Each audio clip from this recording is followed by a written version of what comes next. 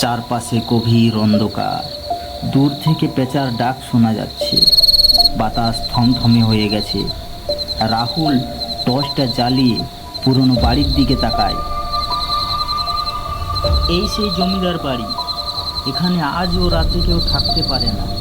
সুমি ভয়ে কাঁপো কাঁপো হয়ে বলল, দয়া করে সবাইকে ফিরে যেতে বলো।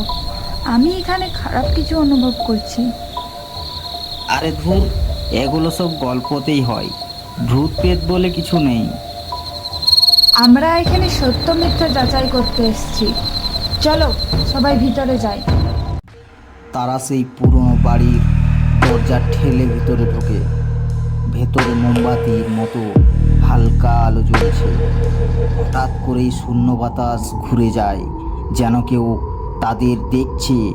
হালকা শ্বাস ফেলার শব্দ শোনা যাচ্ছে। তৃষ্ণা টর্চের আলো ঘুরিয়ে দেয়। হঠাৎই দেখে দেওয়ালে ছায়ামূর্তি। সবাই হতস্তম্ভ হয়ে যায়। ছায়ামূর্তিটা সঙ্গে সঙ্গে মিলিয়ে যায় এবং বাতাসের সাথে কষ্টের ফিসফিস শব্দ শোনা যায়। তারা একটা বন্ধ দরজার সামনে এসে দাঁড়ায়। দরজার উপর খোদাই করা। আমার মনে হয় এখানে মৃত্যু অনিবার্য। এটা তো আরও রহস্যজনক লাগছে। আরে ধুর, এসব কিছুই ধাপ্পাবাজি। এরপর হঠাৎ করে দরজা খুলে যায়।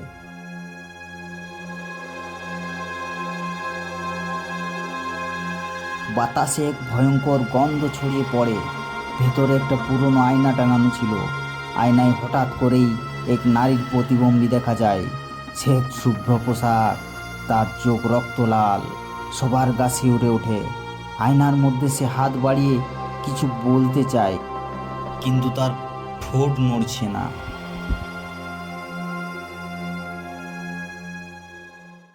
এমন সময় সুমি ভয়ে কাঁপো কাঁপো হয়ে বলল, আমি আমি এই ঘরটার থেকে বের হতে চাই। এমন সময় দরজা নিজে থেকেই বন্ধ হয়ে যায়। কাঁচ ভেঙে যায় ঘরের। ঘরের কোণ থেকে কর্কশ কণ্ঠে ভেসে আসে, কেন এসেছিস তোরা এখানে? এই ভয়াবহ মুহূর্তেই আবার দরজায় কড়া নাড়ার শব্দ। দরজা খুলেই এক বুড়ো তান্ত্রিক প্রবেশ করেন, হাতে ধূপ ও পবিত্র জল। তিনি জোরে মন্ত্রপাঠ করেন। সাথে সাথে বাতাস থেমে যায়। সব কিছু স্তব্ধ হয়ে যায়। সেই বুড়োতান্ত্রিক বলে, তোরা কি জানিস এই বাড়ির ইতিহাস কি? সবাই অবাক হয়ে বুড়োতান্ত্রিকের দিকে তাকিয়ে থাকে। তিনি জানান, বহু বছর আগে জমিদার রঘুনাথ রায়ের স্ত্রী মৃণালীকে নিষ্ঠুরভাবে হত্যা করা হয়েছিল। তার আত্মা আজও শান্ত হয়নি। সে ন্যায় বিচার চায়। জমিদার রঘুনাথ রায় তার স্ত্রীর ওপর খুব অত্যাচার করেছিল, কারণ তার স্ত্রী এক সাধারণ কৃষকের প্রেমে পড়েছিল। রাগের বশে জমিদার রানীকে পাথরের দেওয়ালে ঠেলে হত্যা করেন। তার আত্মা সেই রাত থেকেই প্রতিশোধের অপেক্ষায়।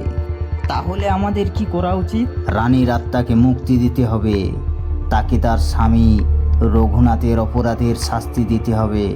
সবাই মিলে রানীর প্রতিশোধ নেওয়ার সাহায্য করে। আয়নার মধ্য থেকে হঠাৎই এক পুরুষের চিৎকার শোনা যায়, জমিদারের আত্মার চিৎকার। ঘর জুড়ে আগুনের মতো লাল আলো ছড়িয়ে পড়ল। এরপর বুড়োতান্ত্রিক আবার মন্ত্রপাঠ করতে থাকেন। রানীর আত্মা ধীরে ধীরে শান্ত হয়। তার চোখ থেকে অশ্রু ঝরে। কিছুক্ষণ পর সব শান্ত হয়ে যায়। রানীর আত্মা এরপর শান্ত কণ্ঠে বলে উঠল, এবার আমি মুক্তি পেলাম। এরপর এক হালকা বাতাসে ছড়িয়ে পড়ে। সত্যি কিছু কিছু রহস্য অজানাই থাকুক, অজানাই থাকা ভালো।